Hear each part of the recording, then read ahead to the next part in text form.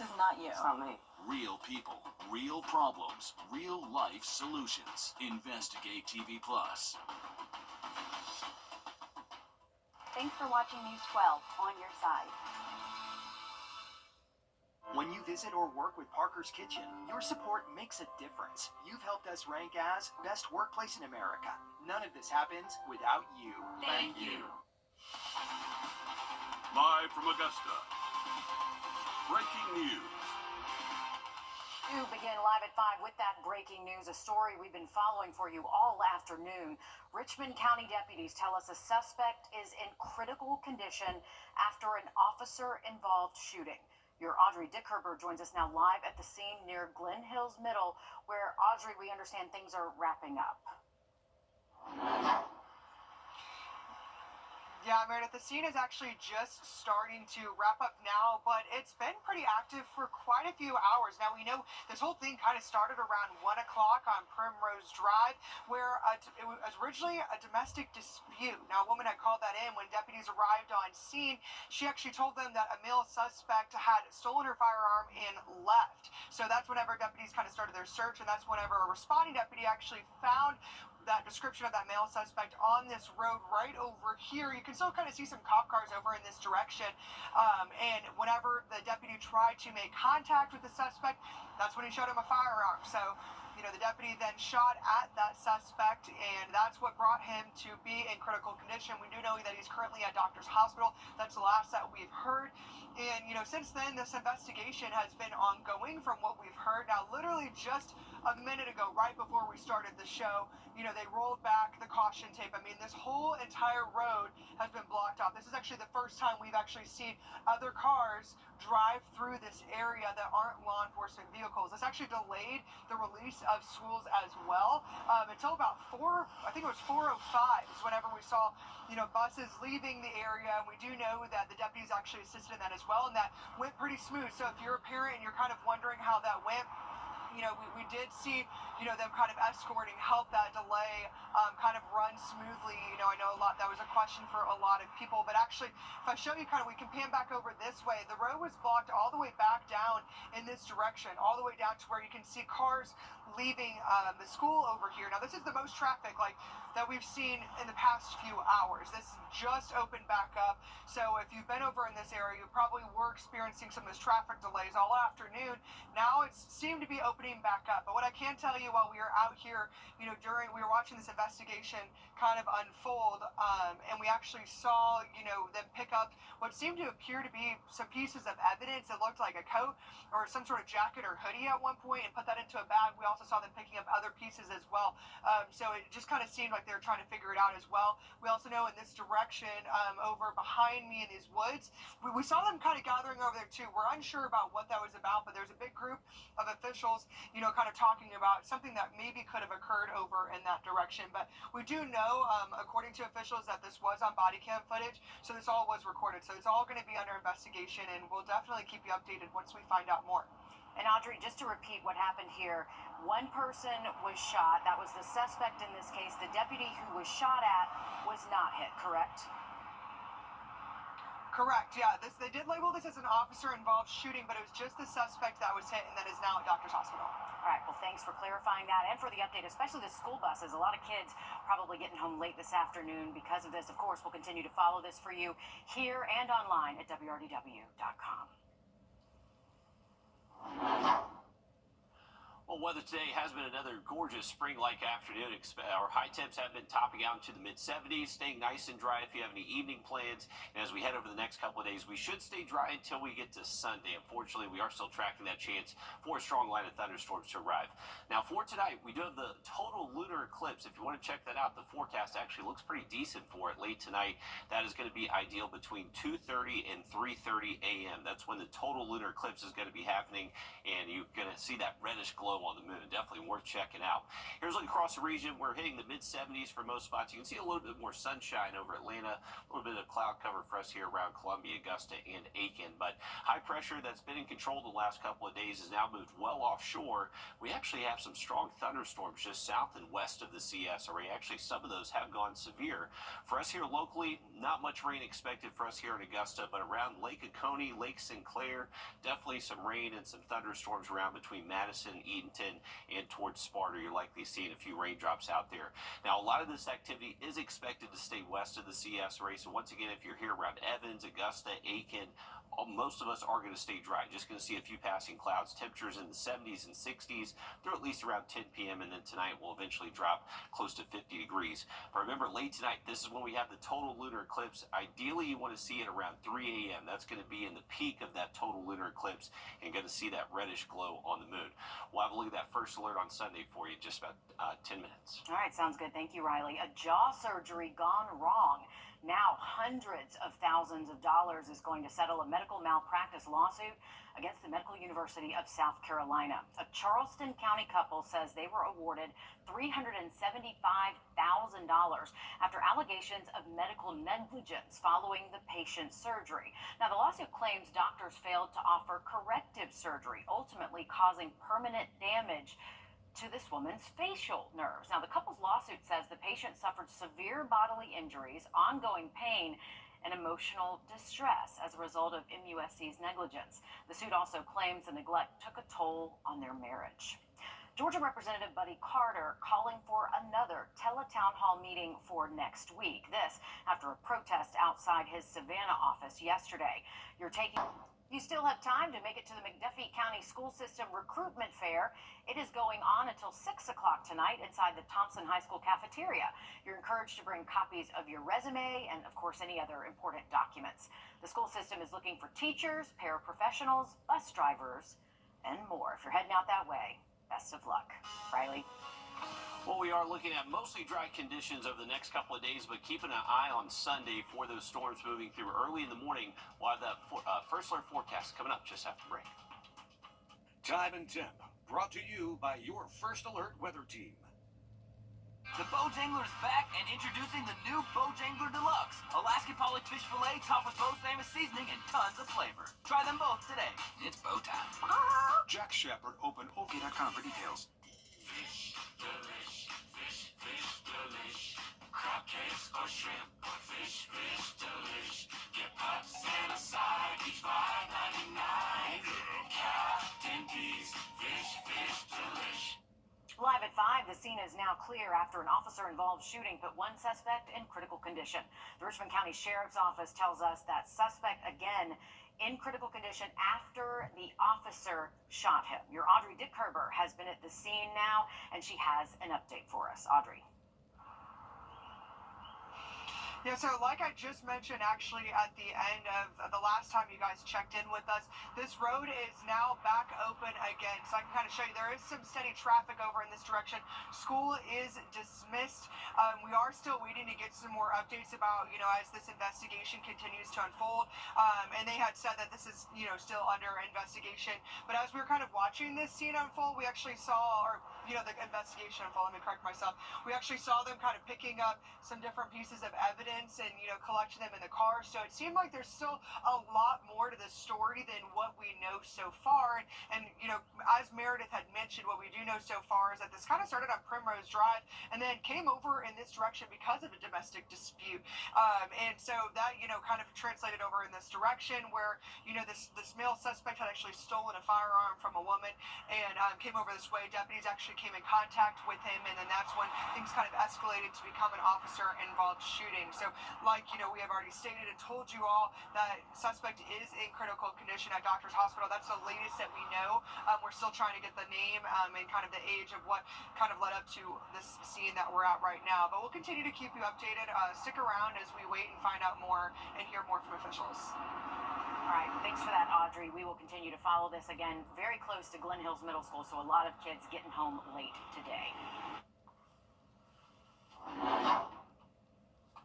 Well, taking a look at our first alert radar network, we are looking at a good batch of thunderstorms just along I-75 and south of I-16. There have been a few thunderstorms getting close to Lake Oconee and Lake Sinclair, but what we're looking at here is our steering flow just a little bit above the surface. You can see these storms following these yellow lines right here and staying mainly south of us. The ones that are getting close to the western CS array are upper level winds just a little bit above the surface once again, start to turn a little bit more northward. So that's why you're seeing that storm activity basically hit a wall once it hits the western CS array and continue north. So not expecting a lot of these to really impact us for the rest of this evening and tonight. We'll keep a low rain chance mainly for areas west of Augusta up until about 7, 8 p.m. But for the rest of us, it does look fairly dry if you are heading out this evening. Current look over SRP Park. If you've been around downtown North Augusta, you probably can see this from downtown Augusta. Giant cranes there, some ongoing work there in Riverside Village. Nice day to get outside. We got temperatures 75 degrees. That west wind picking up a little bit, steady around 13 miles an hour, but wind will calm down for the rest of tonight. So if you are heading out for a dog walk the rest of this evening, we got temperatures staying in the 70s through at least around 7 and still going to be in the 60s by around 8, 9 p.m. So a nice night to be outside and definitely not overly chilly by any means. Low temperatures early tomorrow morning will be near 50 degrees and there could be some patchy dense fog in a few spots. So be safe on that morning commute. Should stay fairly dry on Friday. Just going to see a few passing clouds. Those afternoon high temps should most likely hit the upper 70s. So a very similar day tomorrow from what we saw out there today. Now, as we head into the weekend, it still looks to stay mostly dry on Saturday. So if you have weekend plans on Saturday, not really expecting wet weather, just going to be a little bit breezy out there. Once we head to Sunday, especially Sunday morning, that's when we're expecting that line of storms to push through and potentially could bring us some severe weather conditions. So let's take a look at it. As we continue into this evening, you can see those thunderstorms west of us, not really expected to hold together.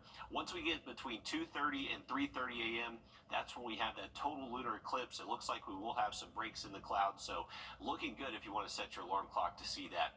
Once we get throughout the day on Friday, expecting that cloud cover to be just on and off throughout the day, and then we should see the chance for some showers and storms west of Augusta as we head in towards our Saturday afternoon. Those storms are going to be strong for areas around Atlanta and in West Georgia. Once this line reaches us early Sunday, most likely we'll be producing some gusts, maybe 40, 50 miles an hour, not necessarily up to severe levels for everyone. There could be some isolated severe gusts and maybe even an embedded tornado threat in somewhere in this line. So that's why we have continued the first alert. Doesn't look like these storms are going to last all day though, just pushing through early in the morning, bringing us some heavy rain too, so there's going to be a continued flood risk across the area as those storms push through early Sunday. Now once we get to Monday for St. Patrick's Day, beautiful weather, back to sunshine, high temps in the upper 60s. All right, sounds good. Thanks for that, Riley. A Georgia equine rescue giving horses a second chance. We'll tell you how Second Chances is providing horses the safe space they need. Just ahead. First Alert Radar, powered by Jim Hudson Automotive Group. Our space was as the CSRA's favorite roofing company. Second Chances Equine Rescue shows us it's all in the name. The Hinesville Rescue is giving horses another chance at life after situations like neglect or abuse. Madeline Bierster spent the day there learning more about how it's restoring horses back to life. This is something that has saved my life a million times in the past almost 12 years. For more than 10 years now, Andrea Doolittle has been running Second Chances Equine Rescue with the help of volunteers. That rescue has helped more than 370 horses with rehoming, rescue, rehabilitation work, adoption, or sanctuary. They often take animals from law enforcement cases where a horse, a donkey, a cow, or even a pig was abused or neglected. They rehab them and make them as healthy as they can be. These animals offered a safe sanctuary for their entire lifetime. Doolittle started the rescue after retiring from the Air Force. She started by saving just 2 horses from the slaughterhouse. I really did not know what I was doing with me when I came home from the Air Force. Doolittle, along with other volunteers, don't get a salary from the rescue.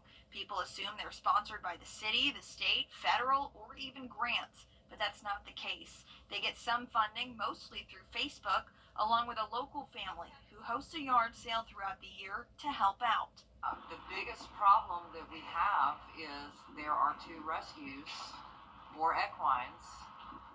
Us and South Georgia Equine Rescue near Brunswick, and we're full. We're always full.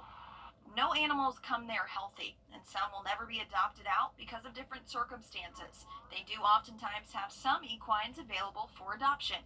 They've assisted in 94 different law enforcement cases from all around our area, saving animals from horrible conditions. Doolittle says Liberty County has a big horse problem, with zero support functions in place and less vets going into large animal care. She's hoping Georgia laws strengthen to better protect animals, especially for horses that fit somewhere between the pet and livestock category. It is such an amazing process to watch their bodies heal. But beyond their bodies healing, watching them learn to trust again, or for the first time ever, that's huge. That is something you can't replace. Now they're hoping the community will step up and see the need that's there and help out. A Georgia Zoo-themed park is gearing up for opening day this weekend with a brand new expansion. Valdossa's Wild Adventures is welcoming Water's Edge. It is a newly built 3-acre addition to the park featuring 3 new rides, animal exhibits, and a reptile house. This year, the park is also introducing the first ever quiet room for those with some sensory needs. The marketing director of Wild Adventures says they've worked to make Wild Adventures a place for everybody. We've been working with local organizations like Valdosta Fast, that's the Family Autism Support Team, and we've been collaborating with them to help give us a little bit of guidance on what materials, what kind of space we should create for these families to make it as inclusive and accessible as possible, and we hope that shines through. This year, there's also a new entertainment space for zookeeper performances and even live music. Opening day is this Saturday. Riley? Well, heading into the weekend, remember, strong storms expected Sunday morning. Not only could they bring strong wind, but also heavy rain that could bring a flash flood risk. And look at that forecast coming up. Accidents happen when you Fast, and only Rooms to Go offers an opportunity like this. So shop the Rooms to Go anniversary sofa sale now through Wednesday. All right, check this out. Easter came a little early for some families in Berkeley County. First responders rescued a litter of baby bunnies from a storm drain in Monk's Corner. Oh my goodness, how cute were they? They were not able to save the life of the mother bunny, though, but the 5 babies were checked out and immediately adopted into caring homes. And Riley, you can't get any cuter than that. Look at them. Not at all. I think they found a best new friend right there, for sure. But a little bit of a happy ending to a tough story right there. Never like to see that, but always like our first responders saving the day there for those little bunnies. All right, take a look at our severe weather outlook for Sunday. So this is Saturday afternoon into Sunday morning, where we're going to be tracking some strong storms across the southeast. Really, the bullseye is across Mississippi and Alabama. Those storms will move east into Georgia as we head into Saturday night and Sunday morning. Expecting the worst of this weather to arrive for us here locally, most likely around 4 or 6 a.m. all the way through lunchtime. So not only bringing the chance for severe weather, but also some very heavy rain, potentially a couple inches of rain in several spots. So that's another threat that we are watching closely. First alert Sunday, once we get past that, St. Patrick's Day looks great. Sunshine and highs near 70. Great. Sounds good. Thanks for that, Riley. And thanks for joining us. We are joined by Wrdw coming up in the next half hour, so don't go anywhere. Introducing the First Alert Radar Network. With up to 10 times the resolution of other local radars and technology that can pinpoint right down to your street. First just got faster. This is Kathy of Physicians Mutual. Insurance companies across our area are now using drones to inspect roofs without your knowledge, and many are canceling homeowner policies based on roof condition. Hey guys, it's Anna Christina here for Roof Savers. If your roof is showing signs of aging with black streaks, algae, moss, or missing shingles, it could cost you more than you think. Don't take the risk of losing your insurance. Let Roof Savers help. Our 3-step process extends the life of the asphalt shingles on your roof by 17 years with just 1 application. First, we can clean your roof, removing dirt, algae, and those unsightly black streaks. Then, we perform a roof tune-up, replacing missing shingles and fixing nail pop-ups. Finally, we apply Renew at 17, giving an additional 17 years of life to your existing asphalt shingles. Don't risk getting a cancellation letter from your insurance company. Call the number on the screen now to see if your roof qualifies. Roof Savers. Save your roof, save your money. Plus, Chief Meteorologist Riley Hale for your first alert. Parker's Kitchen is my new daily coffee stop. Gourmet beans are freshly ground for every cup. Get your own cup of great tasting, freshly brewed coffee at Parker's Kitchen. You're watching News 12 live at 5. Continues.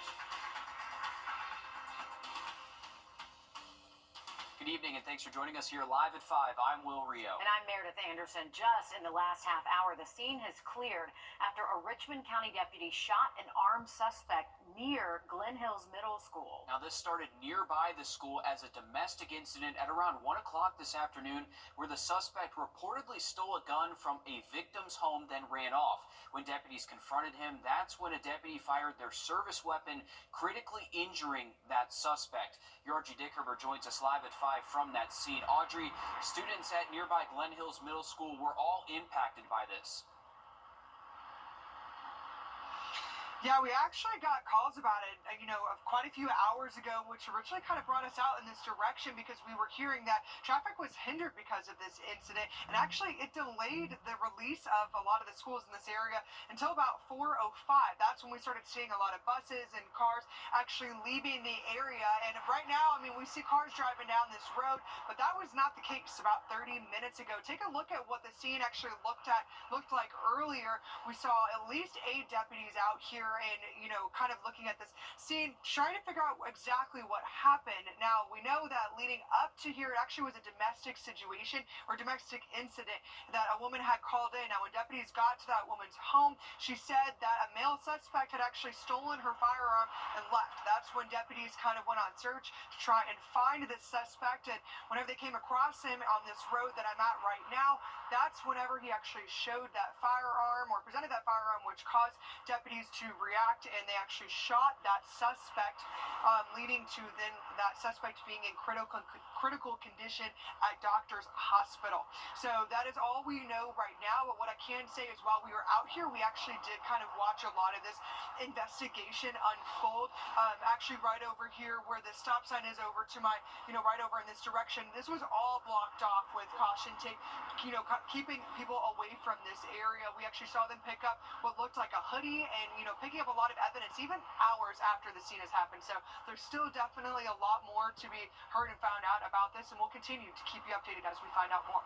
All right, thanks for that, Audrey. We know a lot of parents concerned with the proximity to the middle school, and of course, a lot of kids getting home late today. Absolutely, and something to keep an eye on. This is Columbia County Use of Force team taking over this investigation at this point, and not the GBI like we usually saw with the previous administration in Richmond County. So something we'll definitely keep our eye on as well. Thanks again, Audrey. Well, it's been another beautiful spring-like afternoon. It does look like the forecast should be pretty decent for it. So if you want to set your alarm clock to see the best time for this total lunar eclipse, it's going to be around 3 a.m. So that total lunar eclipse is when we start to get that reddish glow over the moon. That's going to be happening between 2:30 and 3:30 a.m. Friday. So set your alarms. It looks like skies should be clear to check it out. First alert in effect Sunday. We'll have much more on that coming up in the full forecast. All right, thanks, Riley. South Carolina's Forestry Commission says the Carolina forest fire is now 65% contained. This as crews slog through their 11th straight day of battling the fire. Black Hawk helicopters continue to drop water on hot spots. And the Florida Forest Service, they have come in to help with this as well. Thankfully, there have been no injuries reported from this fire, but several homes have been damaged from the high heat. One person is facing charges in connection to starting this massive fire, which authorities say she started when she was burning debris in a fire pit too close to the tree line. Today, Georgia's elected leaders are debating how to put together the state's budget. Some want to cut recommended funding for school vouchers, reducing the funding by a third. But as your Georgia State House reporter Abby Kasoris explains, there's a plan to fight back. It's chamber versus chamber. Members of the Senate staunchly opposed to the House's proposed cuts for the state school voucher program for students in some of the lowest performing schools in our state. They say it's a non-negotiable restoring that funding. especially because applications for the program just opened. That's what we agreed to last year, and that's what we're hoping to return it to. Lieutenant Governor Burt Jones making it known to House members they won't accept their budget proposal, including a nearly $100 million cut to the state's $6,500 voucher program. Well, I mean, we just want to follow what's already on statute, and, the bill we passed last year. On Monday, Subcommittee Chairman Mark Newton proposed the cut to funding, saying demand has not been as great as they expected. On Tuesday, the House voted through the budget. House Appropriations Chairman Matt Hatchett saying they could always backfill funding if more people apply later. The initial enrollment is happening right now. We're monitoring that and monitoring it daily. And that number definitely could change. The president of the committee in charge of the program hoping they'll reconsider. They already have more than 7,000 applications, and that number continues to climb. That opportunity that the members of the General Assembly pledged to students across our state. State Senator Greg Dolezal sponsoring bills to expand coverage to all military and foster care families. He says parents applying shouldn't worry. Governor Kemp established this as a priority in his budget. We know this is a priority for the Senate, and I'm very confident the House is going to agree with us on that. If the Senate rejects the House budget proposal, they'll begin back and forth negotiations. The first application window for the school voucher program closes in April. The second one opens in June. In Atlanta, I'm Abby Kasouris. Well, March is Colon Cancer Awareness Month, and former Chicago Cubs baseball player C.J. Stewart made visits in Georgia this week, urging men to get a colonoscopy no matter how intimidated they are. Now, colorectal cancer is the second leading cause of cancer-related deaths in Georgia and in the nation, but it's also one of the most preventable cancers. Doctors say you should start screening at 45 years old. Stewart says he was nervous to get his first colonoscopy, but now has advice for those who are also nervous. First, you have to really recognize, do you love yourself and do you love your family?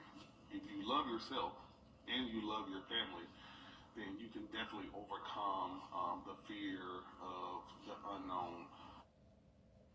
Colonoscopies can prevent cancer by removing precancer polyps. Now, being screened for colorectal cancer can also help identify cancer in earlier stages when it's more successfully treatable. Early detection is key. So important. Sure is, Riley. Definitely so. And for the weekend, make sure you are staying updated on the forecast. We do look dry on Saturday, but we have issued a first alert on Sunday for some storms showing up early in the morning. Have that forecast coming up. Time and temp, brought to you by your First Alert weather team.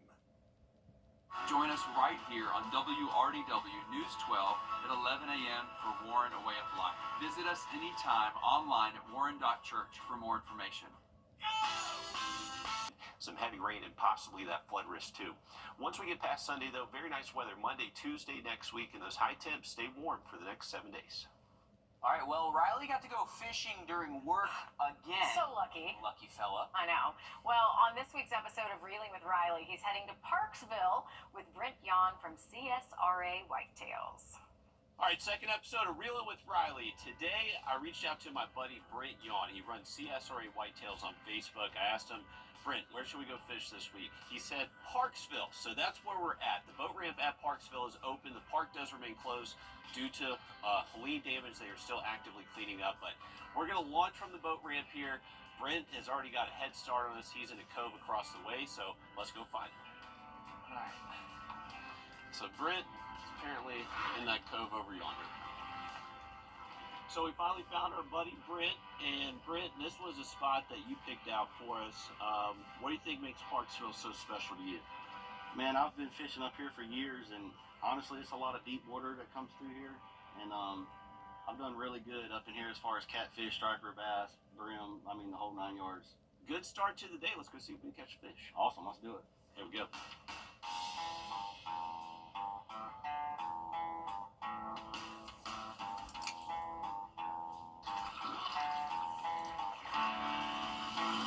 Say we try the sunny side, and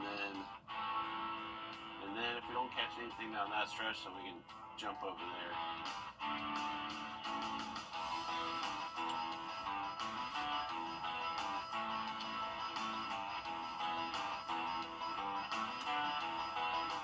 Whenever you're out on the lake and see diving birds, that is a clear indication that there are fish. So if you can find a bunch of birds that are following a school of bait fish. That fish have congregated up. Usually you can catch a good bit of fish around those birds. So that's what we're going to try next.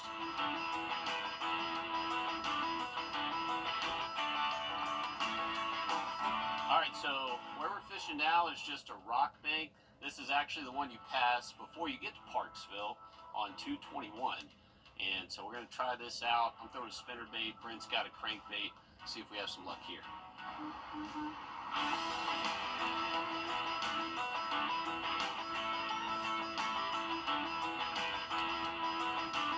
Riley, got one. He's not very big, but hey, it's a fish. That is a fish. Look, right, you got one too.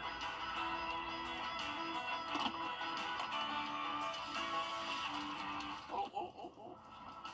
You got a better one than I did. He's missing an eye. Is he? Yeah. Man, how about this spot, Riley? Good call. Good call. Yeah, maybe 1.5, 2. All right, we didn't get skunked. We did not get skunked. There we go. All right, Brent, so we finished up the day here at Parksville. Kind of a fourth quarter buzzer beater. We finally got some fish towards the end of the day, but hey, that's fishing. Always have patience, and it usually pays off. It's very true. We came in late, but we got the job done, didn't we? We did. And that's the thing. This was kind of a tough fishing day. We had bluebird skies right after the rain yesterday. Not a ton of wind out here. It is beautiful, but I can make the fishing a little bit tough sometimes. But hey, we didn't get skunked. That's the biggest thing. Brent, before we leave, where can people find out more about your page? They can go on CSRA Whitetails and more on Facebook. Go check us out. People send me in, fishing photos when it's hunting season. All kinds of animals, turkey, deer. Go check it out. I really appreciate it. I got a podcast every week too. Yeah, definitely check out the podcast. You get some cool people. I got some really cool guests coming up too. Yeah. So, well, thank you, Brent. I Thanks really for taking us, man. Yes, sir. That was a good time. Yeah, and join us next week for Reelin' with Wrdw. Hey, we caught more fish this week than we did last week. We're doubling at this point. High expectations. Yeah, we do have to give a shout out to Clayton, who is behind the camera there. Yes. Riley, it's not easy to man one of those kayaks sometimes. Can you imagine holding all that equipment and making sure the camera stays dry? That's very important. No, I know. And I actually mapped out on Google Maps how long we paddled.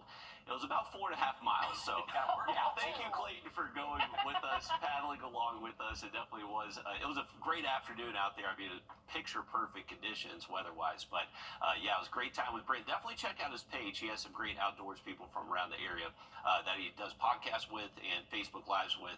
Definitely a page worth checking out. Yeah, sounds good. And we're looking forward to you doubling your fish count next week, too. That's what we're hoping for. That's what we're hoping for. Sounds good. Look forward to it. We're back here after a short break. First Alert Radar, powered by Jim Hudson Automotive Group. March 10th through 5th. Yes, only $199 a month. Get ready for spring and save big while these deals last at Gerald Jones Mazda and GeraldJonesMazda.com. March 19th through 22nd, we're hosting an exclusive trunk show event featuring Peter Millar at Lionel Smith Limited. See what's new and get 20% off in-stock or special order tops, bottoms, outerwear, and sport coats at Lionel Smith Limited. The Division II tournament for NCAA basketball tips off this weekend. Both USC Aiken and Augusta will make their way to Columbus State to play in the opening rounds. Aiken just sending off the Peach Belt champions. Alyssa, you stopped by and talked to Coach Vanderslice. Yeah, and he was pretty excited. We're a few months shy of a decade since he took over the Pacers program, and the recruiting, the practices, the pieces of the puzzle are starting to come together for this team. Like you said, they're coming off winning the Peach Belt Conference. First time since 2014. It was their 5th in program history. With that win, they received an automatic bid to the dance. This is the 3rd consecutive appearance by the Pacers basketball team in the postseason tournament, and eventually a number 2 seeding in the Southeast region. Back-to-back years that they've earned that number 2 spot.